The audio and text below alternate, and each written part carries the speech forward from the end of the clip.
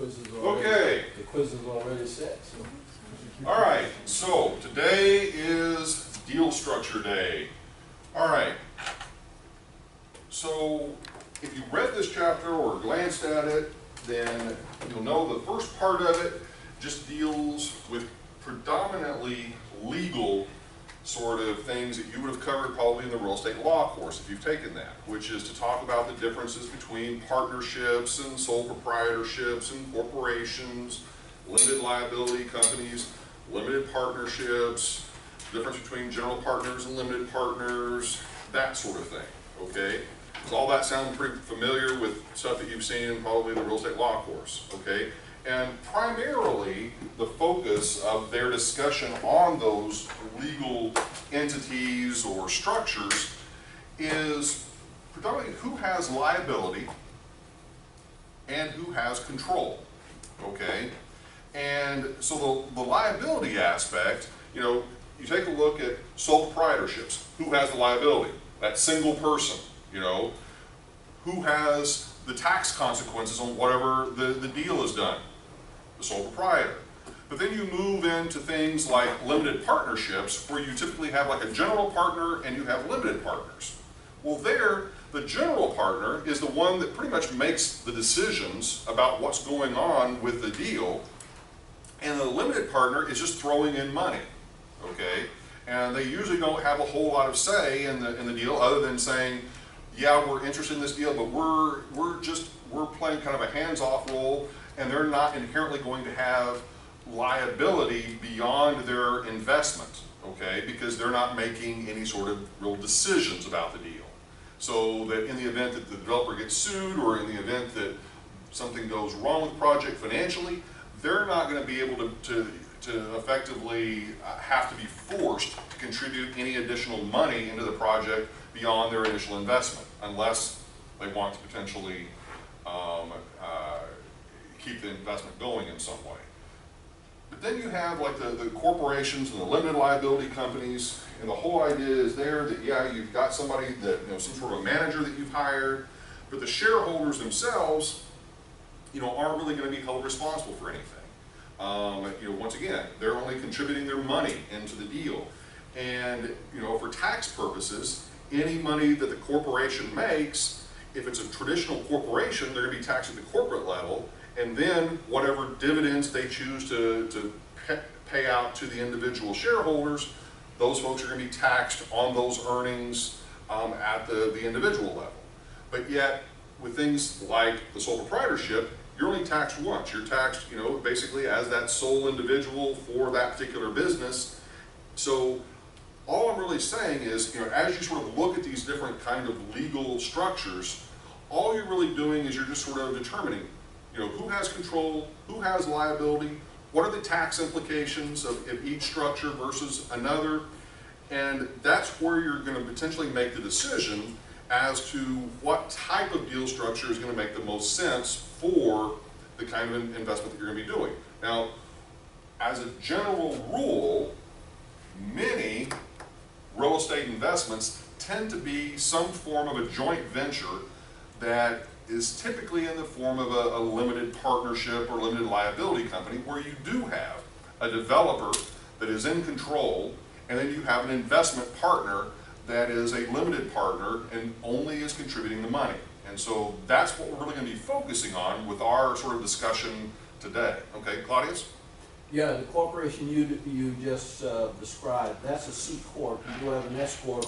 The S corp is also a limited liability vehicle, but it limits the number of shareholders, and it's considered to be a small business corporation. And the reason why it was founded was to allow these small business corporations to take on the tax liability of the individual shareholders, as opposed to being taxed at the corporate level. So the whole idea is it is a tax pass-through entity, and but the interesting thing about that is that whenever you set that corporation up at the state level, okay, you are registered as a corporation. You are not registered as an S corp. You are not registered, you know, as anything unusual. Where it becomes an S corp is only with the IRS, and the filing that you do at the end of the year with the IRS, where you're going to have to list out, here are my shareholders, here are the dollar amounts that they have contributed and the returns that they are receiving. And so that's where the distinction is made. Because a lot of people seem to get the idea that they're like two different animals with respect to how the state of Florida or may view them. But the reality is they're the same in the eyes of the state. Where they're different are the eyes of the U.S. government with respect to the tax liability. Okay? All right. Now, so as I said, what we're going to do is we're going to actually look at deal structures from a little bit of a different angle, which is on the payment side of things. Okay? And so typically whenever you hear real estate developers talking about deal structures, it usually revolves around who's going to get paid, when are they going to get paid, how much are they going to get paid, how much money are they going to contribute into the project, how many different players are going to be involved in the process. But the big picture is it's all about money. It's all about how much money is being given up front, how much money is ultimately going to be paid to the respective parties. Okay, so the examples that we're going to kind of work through, we're going to assume there's two primary parties. There's going to be what I'm going to refer to as a developer investor, or sorry, developer participant, I guess would be the best word to sort of use, and sort of an investor participant. So developer and investor, okay, are going to be our two parties. The developer, as a general rule, is not going to contribute a lot of cash.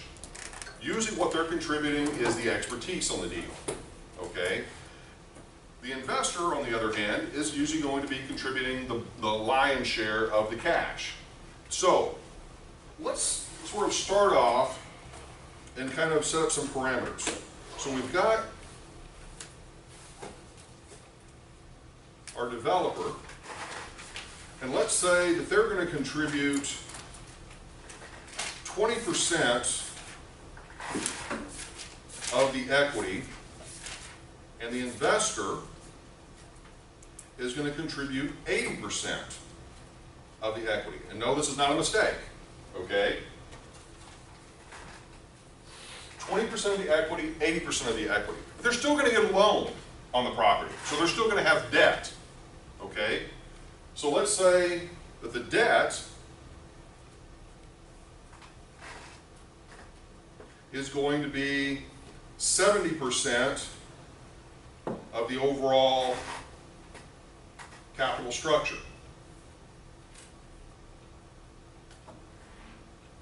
So what does that mean that the total equity is going to be in this deal? 30%. So what's really happening is combined, the 30% equity is coming from the developer and the investor. But what's happening is that the developer is only going to contribute 20% of that 30%. Does that make sense? Mm-hmm. Okay? So if we have a deal, and once again, to try to just keep the math simple, we do $1 million deal. Okay, so $1 million is going to be the size of our deal. So in that particular deal, 70% or $700,000 is going to be debt. The remaining $300,000 is going to be equity. But of that equity, 20% is going to be from the developer, 80% from the investor. Okay? So in this particular case, so 300,000 times 20% would mean 60,000 is coming from the developer, and the remaining 240,000 of equity is coming from the investor. All right? Is everybody cool with that? Yes? No? Possibly could be. Now, as I mentioned, typically in this kind of an arrangement, the developer is in the driver's seat. The developer is the one making the decisions. This investor partner is really, all they're really doing is writing a check for $240,000 to get into this investment. They really have very little, if any, decision-making powers in this project as a general rule, okay? I mean, there are always exceptions, but for the most part, they really, in some cases, they don't even have the expertise, okay, to be involved. They're simply wealthy individuals. You know, a lot of times, I mean, probably the most predominant, you know, ones that you just instantly think of are sports figures, okay? You know, these are folks, they've got a lot of cash, you know, and they're looking to park the cash somewhere. They want to find somebody, hopefully, that they trust that can actually do the investment deal for them. So they write a check for $240,000, get into this $1 million deal, and then trust that this developer partner is going to do the work and get the project done, okay? Pretty simple. Now, the question is, whenever this project starts to make money, who's going to get paid? When are they going to get paid? How much are they going to get paid? That's where everything begins to kind of you know, be looked at from that angle, all right? So one of probably the, not necessarily the most common, but certainly one of the ones that you will hear about is pari passu, okay? You heard that term before, yes or no? No. Okay, pari passu. And once again, it's in your book, okay? But pari passu, if you actually look it up and see it's a Latin phrase, what does it mean? It basically, it pretty much boils down to kind of what you put in, you get out. And in the sense of kind of proportional, what you put in, what you get out. So, as an example, the idea would be, if this development, Page 590. if this development is being structured in a pari passu manner, what that means is that if the developer is putting in 20%, they are going to get 20% of whatever cash flows are being generated by the property, both in terms of the operating cash flows as well as on the reversion or the sale of the asset. Does that make sense? Meaning that the investor would get their direct proportional contribution to the project, okay? They put in 80%, they get 80% of the cash flows, 80% of the reversion, okay? Now, that seems all very simple, and we're going to work through an example to illustrate that. But what if you don't want to structure it that way? Because one could make the argument, well, the developer's doing all the work.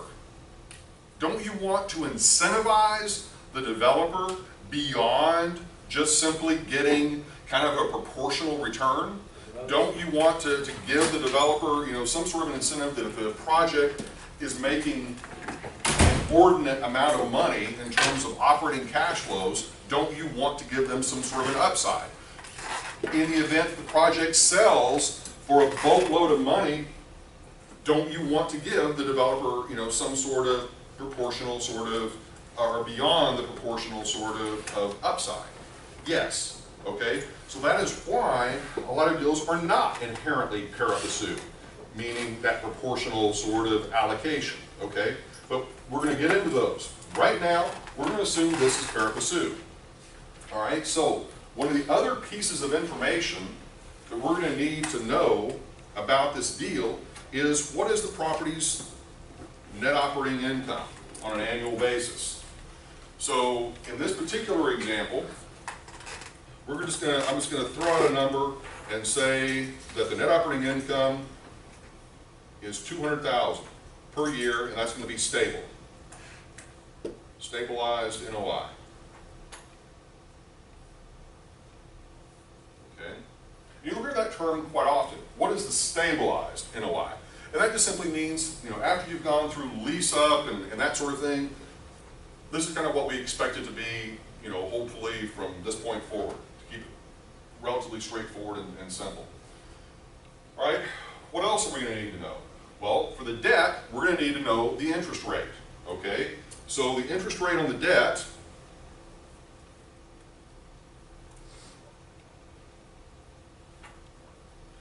let's say is 6%.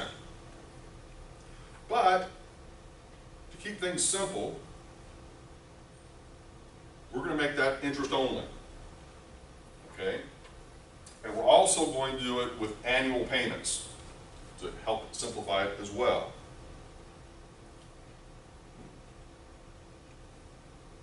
Okay? All right, the next piece of this is we're going to assume a 5-year holding period.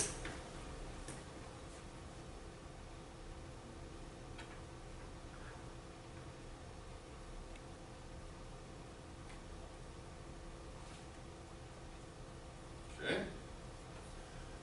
What else do you think we need to know? One other mission-critical piece of information. To amortize the debt, you need. No, we're not amortizing, we're doing interest only. Sale price. I'm sorry? Sale price? Yes. In other words, what is going to be the reversion value? What is going to be the sale price of this asset at the end of the 5 years? Okay? So in that case, what do we want the sale price to be? 1.2 million? Okay? All right, so a sale price after 5 years.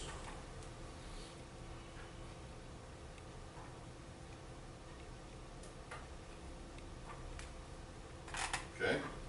All right, so we've got the key pieces of information that we pretty much need to know about this development. All right, so before we get into the complexities, if you will, of the pari passu and the deal structure aspects, let's go back, take a step back, and just look at this as if there were only one investor, okay? In other words, ignore the developer and the investor split and just look at this just on its own merit as a project, okay? So let's do this.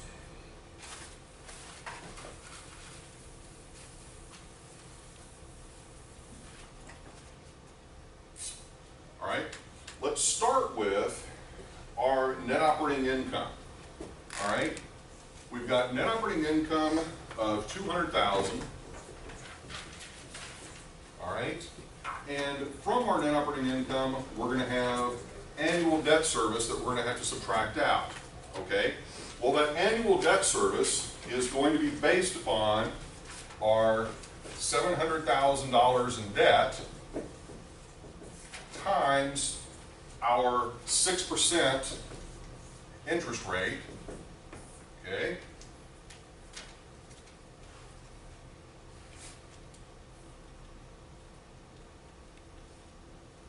Or $42,000 a year of annual debt service, okay? So that's going to leave us with before tax cash flow of $158,000. Okay? Everybody cool with that? Okay? Anybody not cool with that? Okay. So that's our before tax cash flow. Now, normally, if we didn't have to worry about any of this sort of splitting between the partners, if you will, the owner just simply gets that entire amount that they would then pay income tax on, right?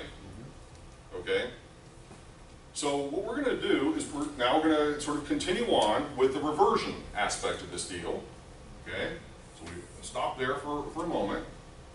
All right, so on the reversion, we've got the sale price of $1.2 million. Oops. I'm in the right place. All right? And then from that, whenever we sell it, we've got to do what? We've got to pay off the mortgage. Yes? Well, in this case, since, and that's the reason I set it up this way, since it's an interest-only mortgage, you're just paying off basically the entire dollar amount that you borrowed, which was the $700,000. So the mortgage balance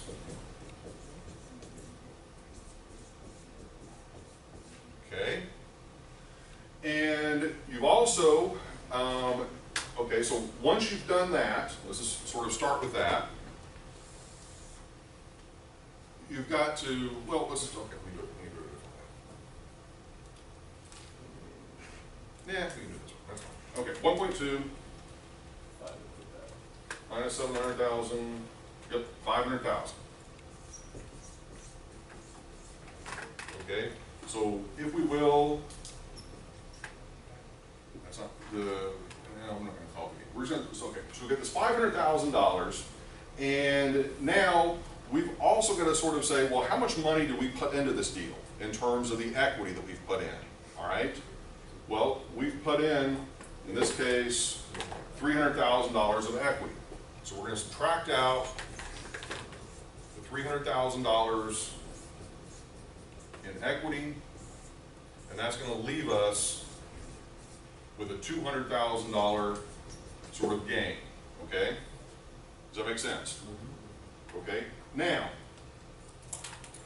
in this particular sort of scenario, with that $200,000 gain, if we wanted to kind of begin to sort of, you know, look at this from a cash flow perspective, all right, what we're going to begin to do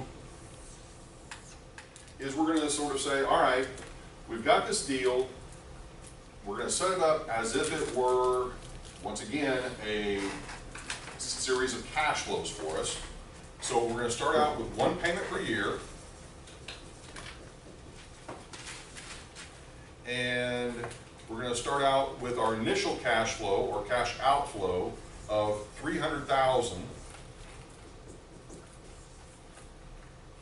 and the thing that we can do here, if we want to, because all of the cash flows are the same, is we don't inherently have to use the cash flow function on the calculator. We can simply use the present value, future value, payment, okay? So in this case, I'm going to go ahead and say that this is our present value, is what we have spent, if you will, up front on the deal. We are receiving in annual cash flows $158,000, and we're going to put that in as the payment that we're going to be receiving over 5 years. But once again, this is annual, so just one payment per year. And now our future value, in this particular case, is not just going to be our gain, but it's going to be the dollar amount that we are receiving after we pay off our mortgage balance, because that is the total cash flow that we're going to be receiving, including what we put into it. Does that make sense? Okay, so $500,000 is going to be our future value, and then with that, we can solve for a rate of return. Okay, so let's do that real quick.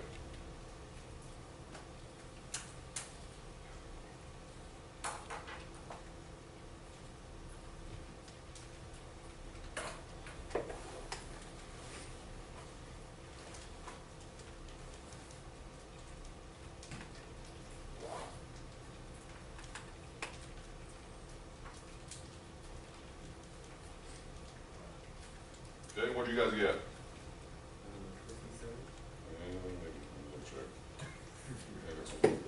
Yeah, 57.1. Okay.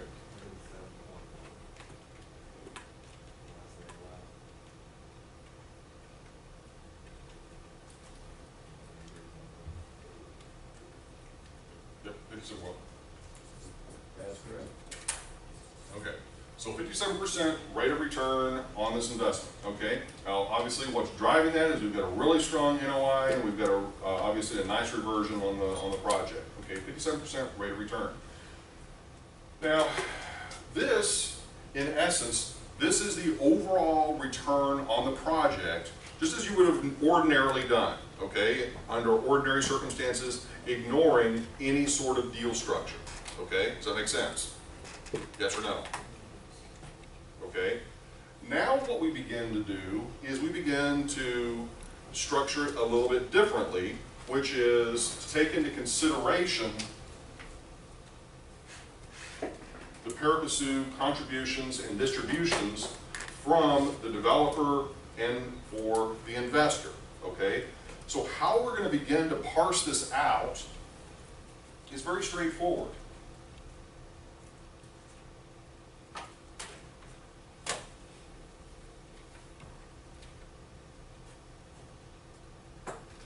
Okay, so approach it. I'm gonna put developer, you said that was 20%, the investor, 80%, and then the project overall of 100%. Well, the project overall cash flows, as we have put them, are 300,000 here at year 1, 2, 3, 4, and 5, and then 158,000. Oops.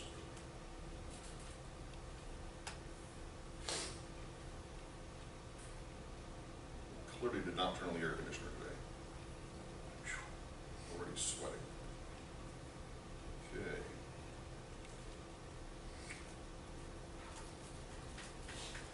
All right, and then for the final year cash flow, it's going to be the 500,000 plus the 158,000, or 658,000.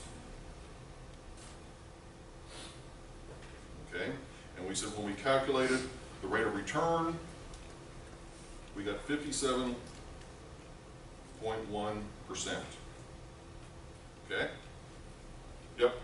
Isn't 42,000 how much you pay over the lifetime, like the interest that you pay over the lifetime of the loan, and not the interest and principal? Okay. The interest expense here is an annual expense, and this is simply because it is an interest-only loan, and it is an annual interest only. Because we're treating this as part of the operating cash flow. So paying 42,000 is included, the principal is included? No. No, there's no No principal, principal. it's interest only. Interesting. Yeah, remember from the, up here, one of the assumptions, right here, interest only. Okay? Yeah, that's my question. So you just pay interest only, and then when you pay up to 700,000 at the end when you sell the property? Correct. Correct. Okay. All right. All right. So now, all we really are doing is we're just allocating pretty much everything based upon those percentages. Okay? The pari passu is just simply saying we're going to take, we're going to have 20% of the 300,000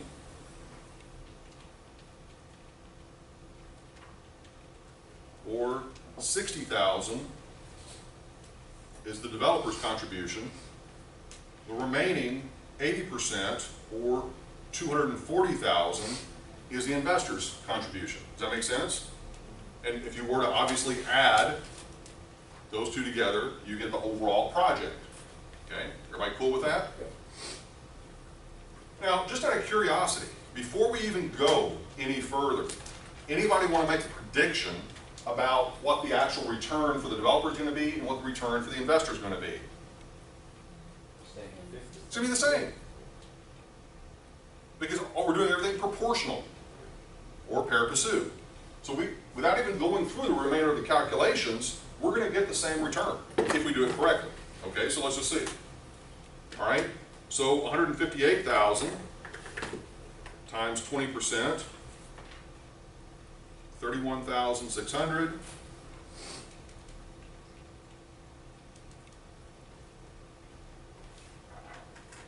Okay, and then for the investor,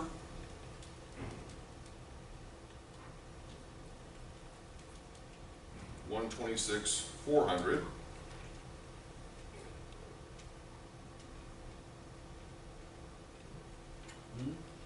Hold on, make sure I remember.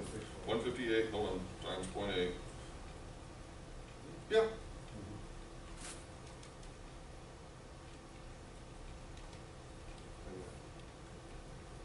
Okay.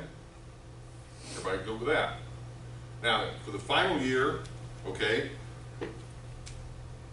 we got to look back over here and see that but we could actually do it based off of that. That's fine because it is pari passu. But really what we're doing is we're taking the 500,000 and we're allocating that 20% and 80%. But since we already know what this is, we can actually just go ahead and just do 20% and 80% of that since it's the same. Does that make sense? So it would be 131,600 all one? Yes.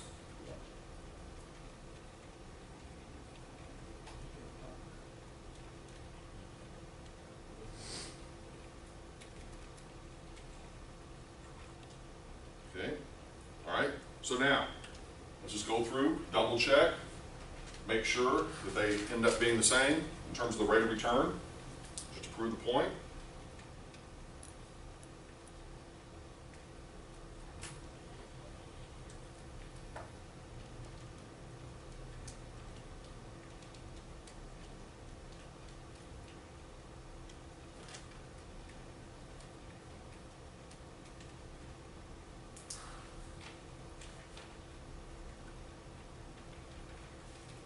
Yep. And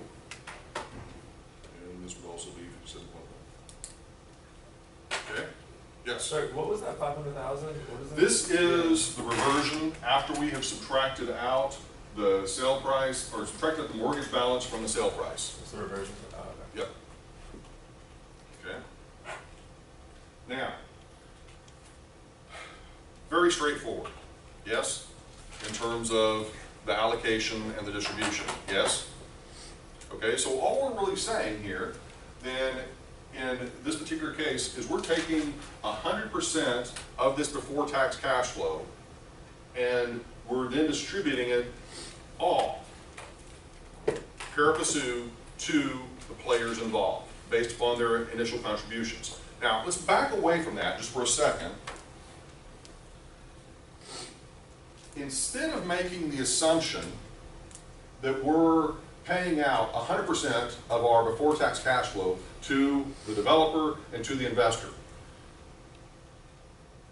why would we maybe not do that? Why would we maybe not pay out 100% of our before tax cash flow? Contingency? I'm sorry? Yeah, because the tax consequences. Well, the tax consequences are going to be held by the individual parties. So that aspect, we can put the tax issue aside. Reserve? Contingency? Reserves, okay, or contingencies, all right?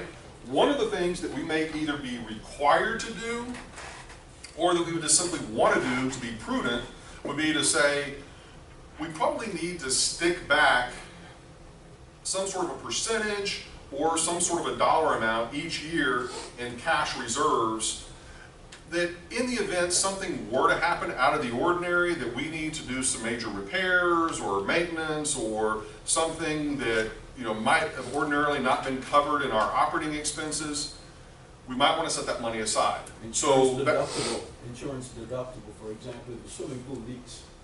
So there are all sorts of things that could happen. Yeah. All right. So my point would just simply be, it may not be practical to pay out 100% of your operating income, in terms of your before tax cash flow as a practical matter. You might say, all right, we're going to set aside 10, 20, 30% of this, and then whatever's left over, we will distribute.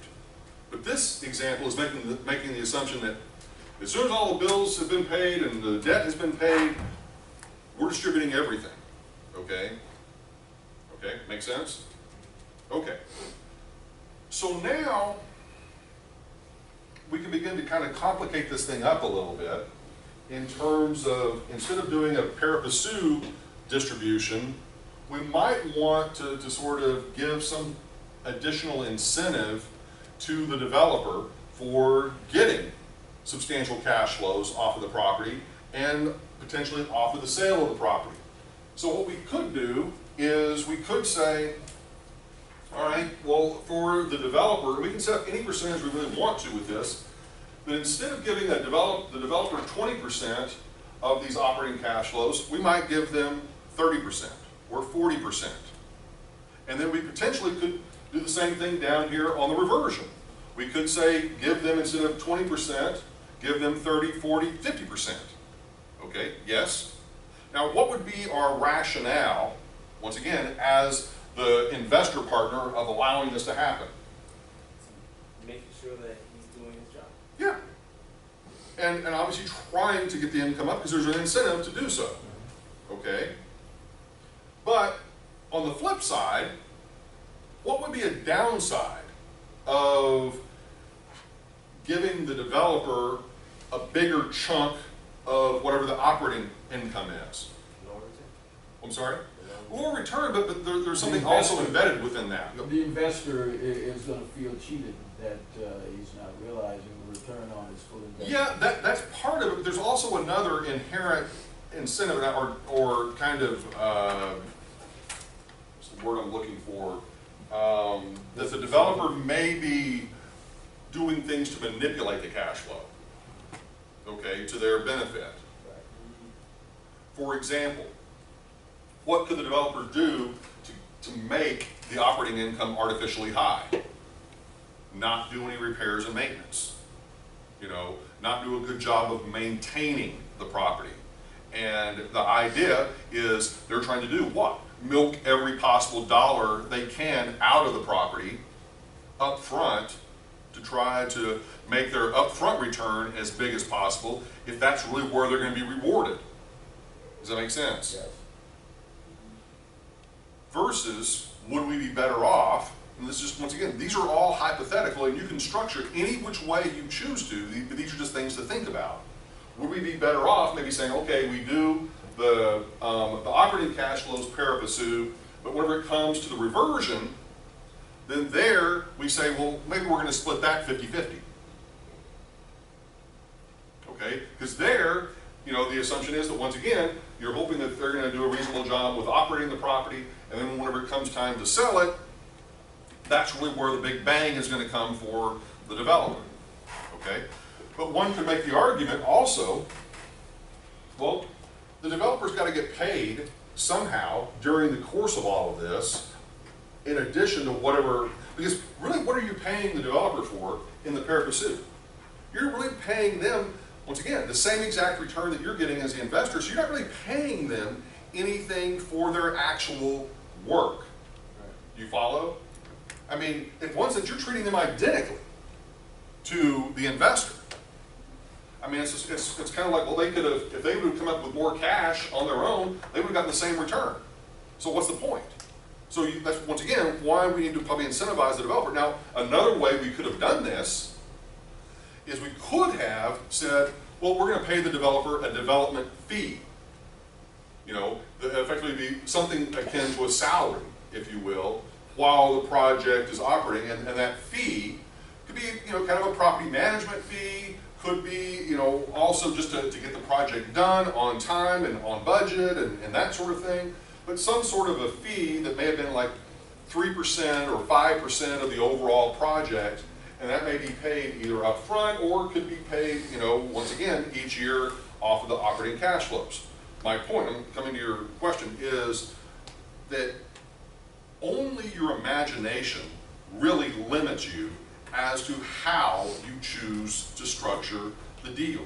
It's really a negotiation between the developer and whatever investors they have, okay? There is no absolute set, you know, here is how it has to be done.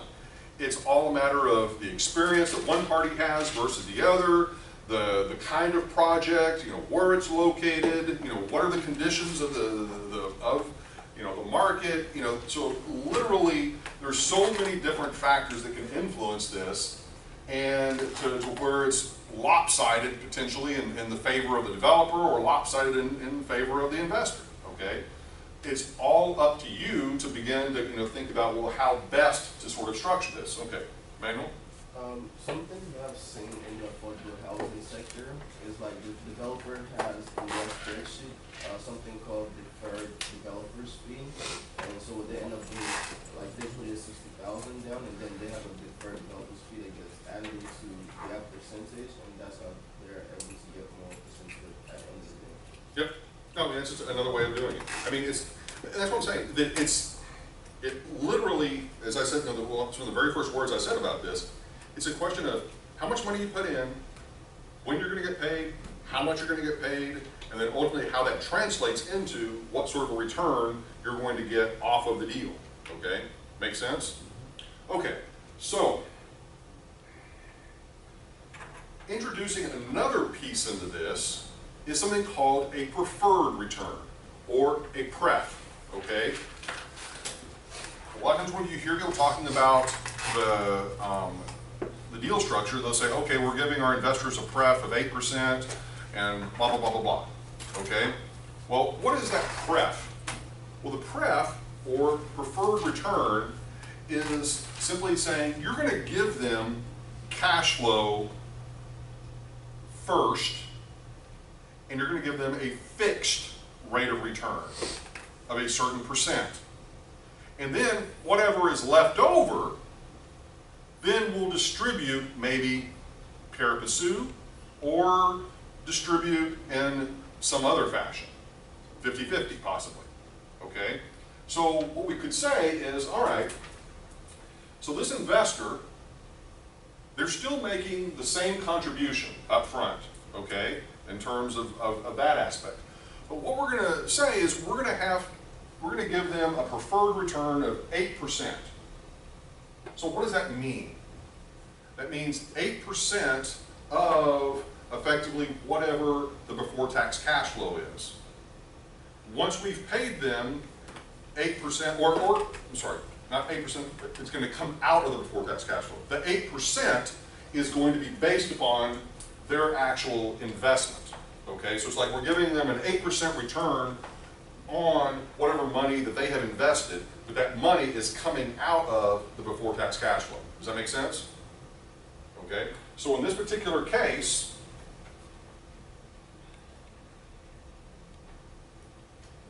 okay,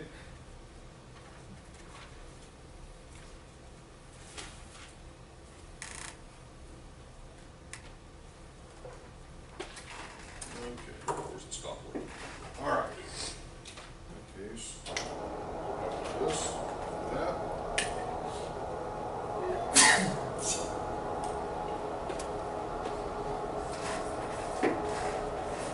All right. So if the developer has contributed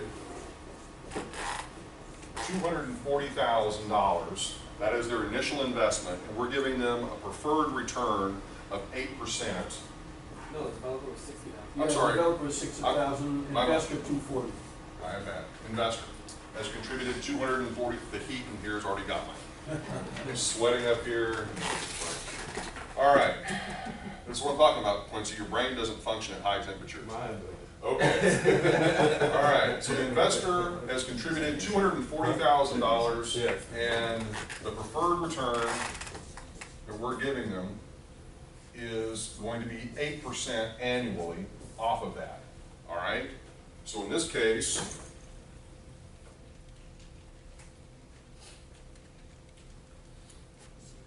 $19,200 would be the actual dollar amount of the preferred return.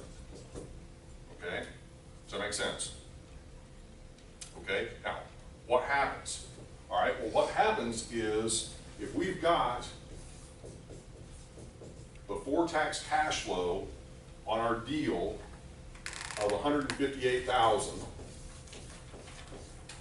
okay, out of that, we've got to subtract our preferred return of the $19,200, and that leaves us with $138,800, which we can then distribute. Okay, does that make sense? But we pay this first, okay? And so the idea behind that is just simply that we're going to pay our investor a fixed rate of return just to sort of satisfy them, if you will. That's the minimum return that they are wanting. Now, we could obviously make that number much higher. You know, that could be 15, could be 20%, whatever, you know, percent we want to put it at, that's perfectly okay, okay? Now, so this $138,800, how are we going to split that? We could split it pari passu, but we could also say, all right, well, we've already given this preferred return to our investor, so why not just simply say, all right, from that point forward, we're going to split it 50-50. So 50% going to the investor, 50% going to the developer. Okay, do I follow that? All right, so in this case, 138,800 times 0.5 or divided by 2, either way. That means 69,400 for each of them. Okay? So is that like the IRR look like?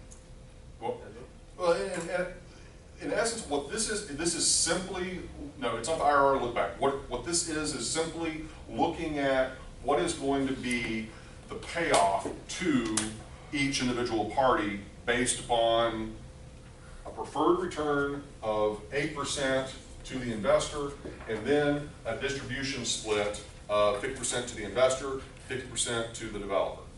Okay, so what now is going to happen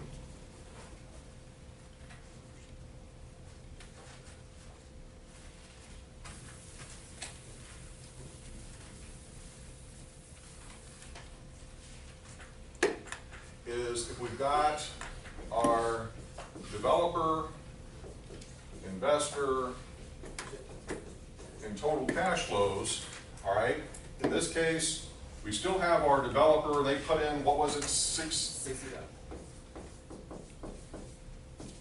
we've got our investor of 240, and we still have our 300 over here. Okay. Where it's going to start to change is now for the developer and the investor in terms of their cash flows. Okay, so the easy one, in one sense, is going to be for the developer. They're not going to get any of this preferred return. Okay, they're just simply going to get the 69,400. Yep. You could structure it so the developer gets a. You could. You could. Because you could give a preferred return to the investor and then a preferred return to the developer. You can do that as well. Okay, but normally you don't. Normally you give kind of a preferred return to the investor, and then but you make the distributions here much better. So obviously this is a heck of a lot better for the developer. You know, previously they were getting, what was it, 30-something thousand? Yeah, a year. So now we more than doubled that, and we're giving them 69,400.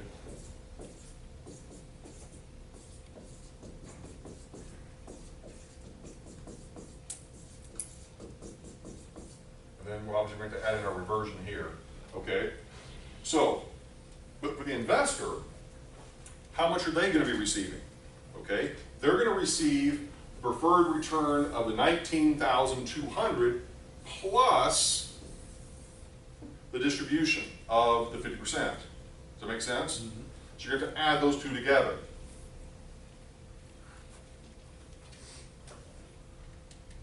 And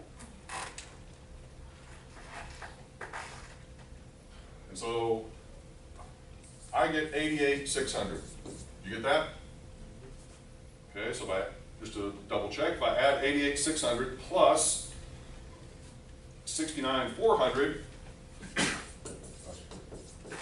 I get 158,000, which obviously was our original, overall for the project. Okay, so it's a good way to be able to go back and check yourself to see if you've done it, the math correctly. All right, so we can go ahead and pop in the 88,600 here, all the way down. And obviously the 158.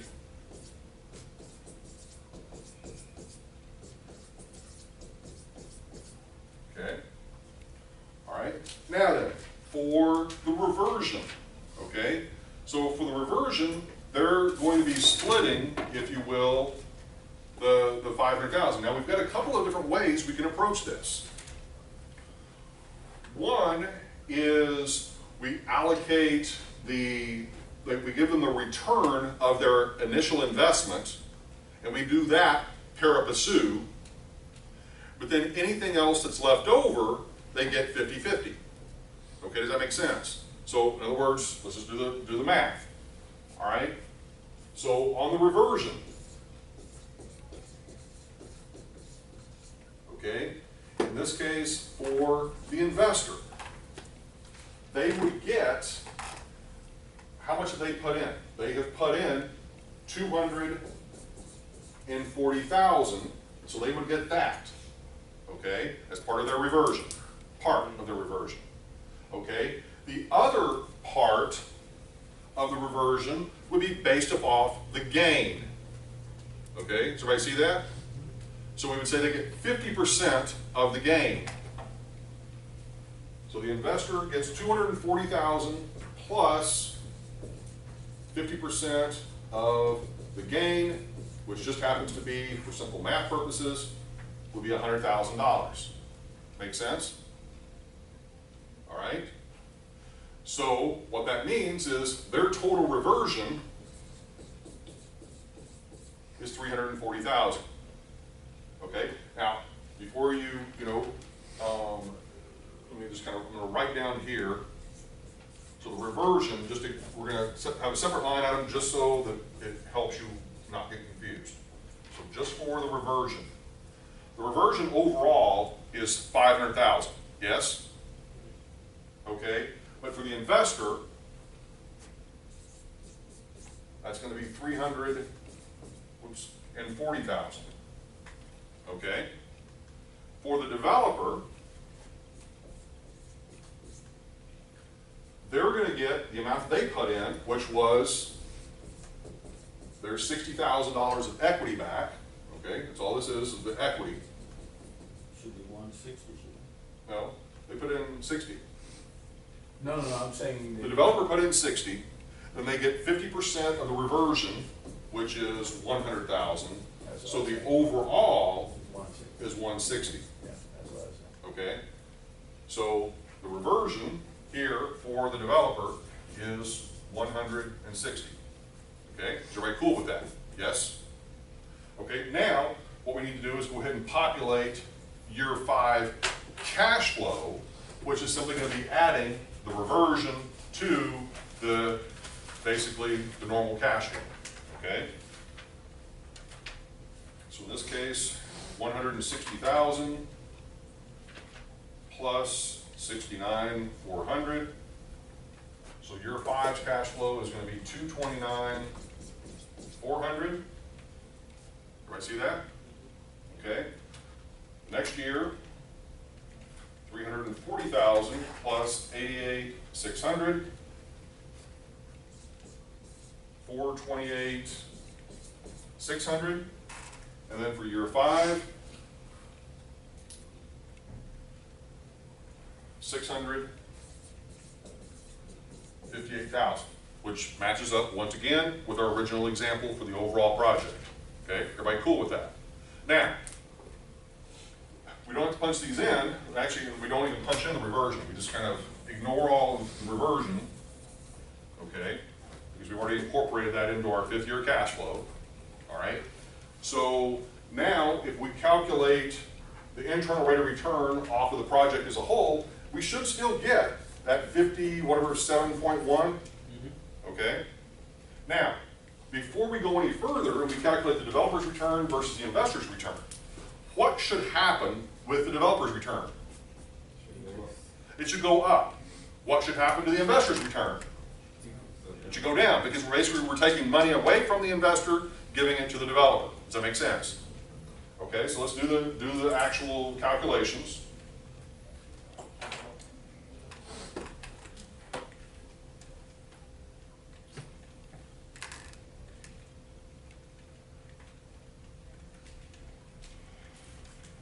Okay, I get 122.16% for the developer.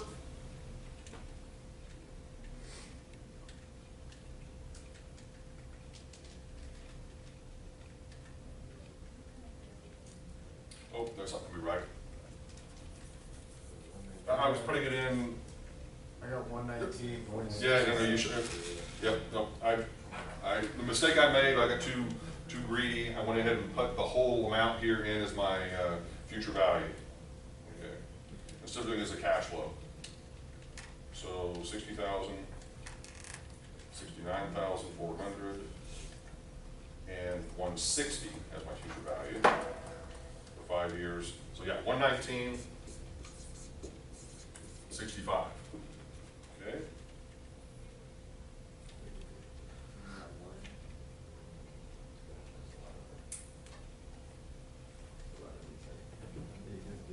Right.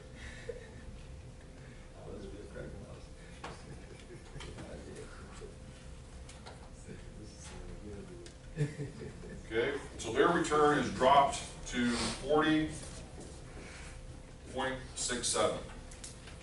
Okay, still a great return for both. Okay, Yeah, what was the basis for the 428,600, somewhere over on that? well, no, this, okay, it depends on how you're putting it in. If you're putting it in strictly as cash flows, like cash flow 0, cash flow 1, 2, 3, 4, and 5, that is your number.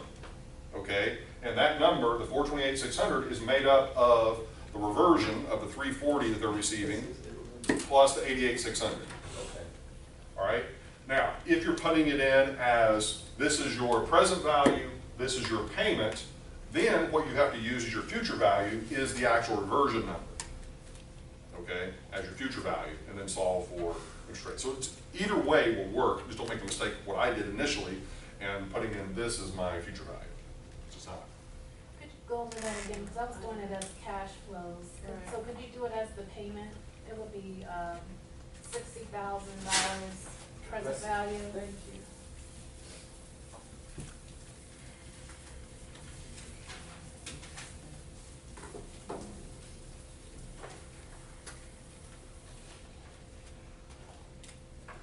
Okay, so the two different ways you can do this. One would be to say, okay, we've got 60,000 plus minus present value, 69,400 as our payment, 160 as our future value, 5 years as our term, solve for the interest rate, and you should get the 119.65. The other way of doing it is as a cash flow, which would be 60,000 plus minus cash flow,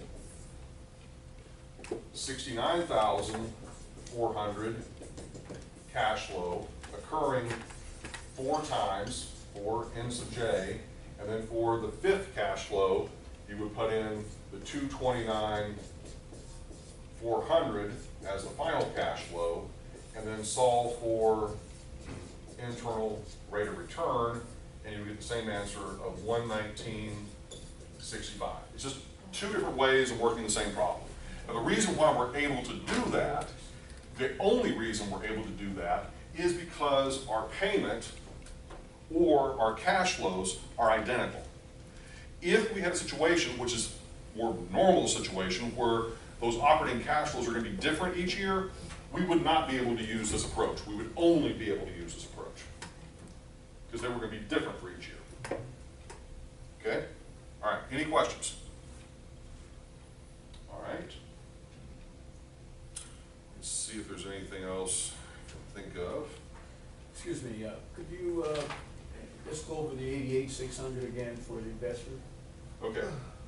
So for the 88,600, we are simply taking the 69,400, which is what is left over after we've paid the preferred 50/50. distribution. Okay, so, and then they're adding to that the preferred return, which was the 8% of the overall before tax cash flow, which was, I think, like 19,200. Okay, got it.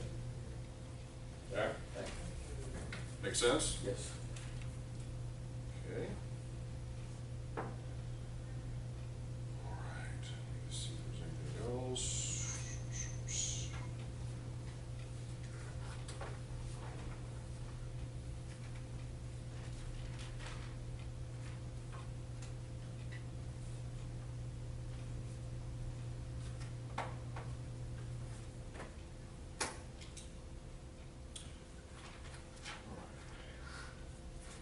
Now, this distribution, I mean, just another terminology thing.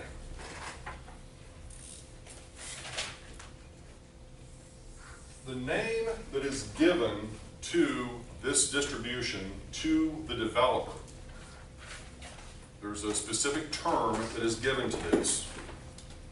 Anybody have any idea what that term is? In this particular example, where we are giving them larger than normal percentage of the actual cash flows off of the project. Is that the look back? No. Yes, the promote, okay? Take a look at your textbook. Specifically look at the promote. How do they define the promote? For the developer.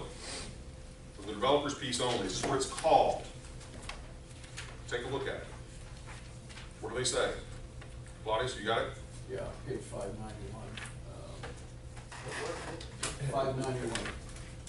For example, the remaining cash flow could be split 50% to each part. In such cases where the developer operators may have invested only 5% of the capital, but will receive an incentive for 50% of the cash flow remaining after the initial distributions, they're said to be receiving a promote. So in other words, the whole idea and why they're calling it a promote is, I mean, think about it. What does the word promote mean? It means the developer is going to be more likely to do what? Effectively promote and sell the property, to make sure that it is, you're giving them an incentive, okay? An incentive to promote. This is why they call it the promote. And the idea behind it is that if they're only putting in this case, in our example, they're putting in 20% of the equity, and the investor's putting in 80%, but yet you're giving them, instead of, you know, the pari passu of only the 20%, you're actually giving them 50% of the cash flow. You're giving them an incentive. You're giving them an incentive to promote the project, to make the project successful. Yes? Okay, does that make sense? Yes or no? Yes. Okay. Well, there's a reason I'm emphasizing this, because you need to know that for the quiz. Okay? All right. Now, okay, any other questions?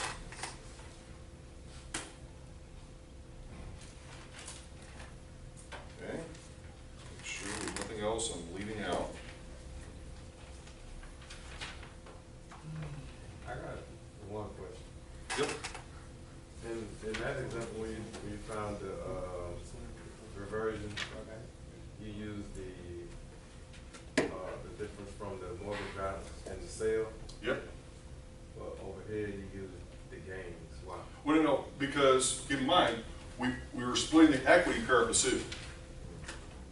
In other words, we're giving back the developer 60,000 of this, we're giving back the investor 240,000 of this pari passu, then whatever's left over, then we split 50-50.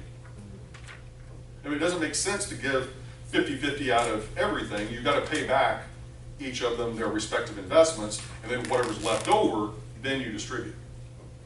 That's why I structured it that way. Brandon?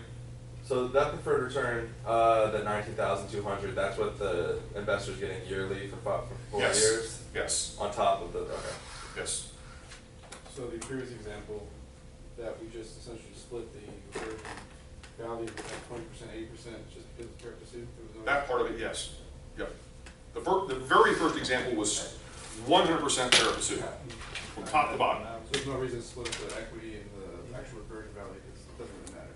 It's just 28%. You could. I mean, once again, You still get the same number. yeah. Okay. All right. Any other questions? We don't see that in the 14th edition. You don't see that in the 14th edition? Interesting.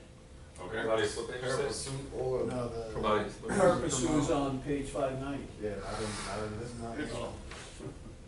Oh, wait, here it is. Surprised that's interesting. Okay. All right. Any other questions before you move on to the quiz? I'm going to give you a little bit of extra time on the quiz. Yep. Can you get the definition for promoting? Promote is just simply you are giving a disproportionate share of the operating income to the developer above and beyond what they have contributed to the project. So if the developer only, in our case here, they contributed 20% of the equity, but yet you were giving them 50% of the cash flows. What that is saying is you are giving them a promote or an incentive to promote the project. That's all you're really saying. Okay? All right. Other final questions? Okay, this quiz is a little bit of a beast, okay? So that's why I'm gonna give you a little bit of extra time, as I did the other If you class. say it's a beast, then it's, it's gotta be a beast. Your easy quiz are a beast. You say it's a beast. It's not a beast. Well, the only reason it's a little bit of a beast is because, I wouldn't say it's a full-on monster, but, you know, it's a little It's a bit. Pokemon Go. Yeah, exactly. It's definitely a, it is. So we go on to 10:15 regardless of when we start, is that what you're saying? You have as much time as you need up until 10:15. Okay. Hey, Steven, did you have one?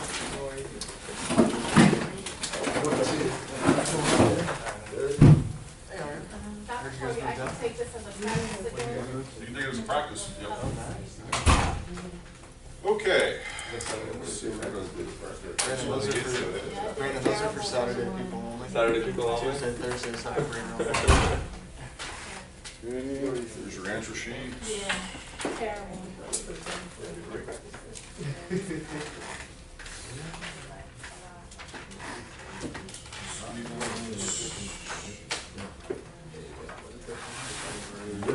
It's hard, you don't want to know. Quincy, Victor, Claudius, Kyle, Brandon, Kristen. Okay, did everybody get a, okay, except for manual, because you were special.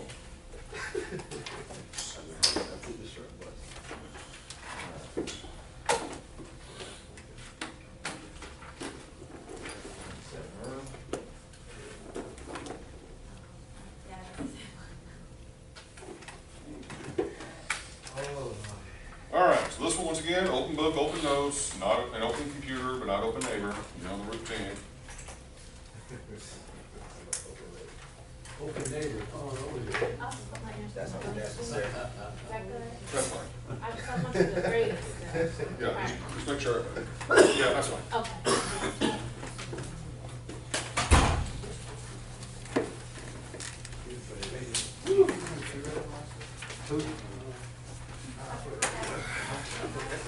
Okay, well, we'll deal with that later.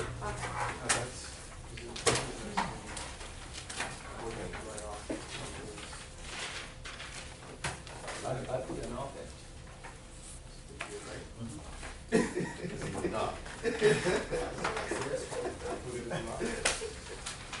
Of course I got it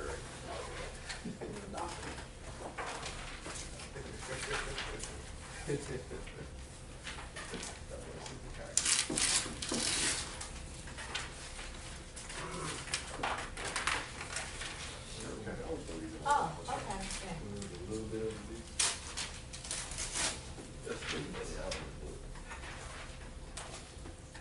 So make sure you read everything carefully. I'm not inherently trying to trick anybody, but that's why I bolded things on here to make sure it's clear what I'm asking for.